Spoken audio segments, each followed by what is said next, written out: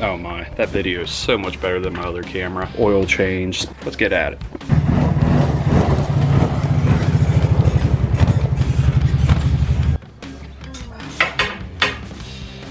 Oh, that was easy. I was like...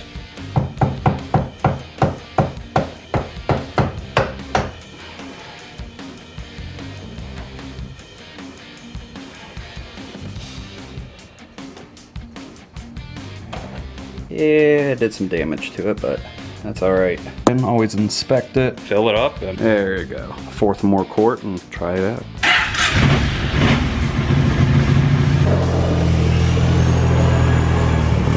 All right, oil is changed.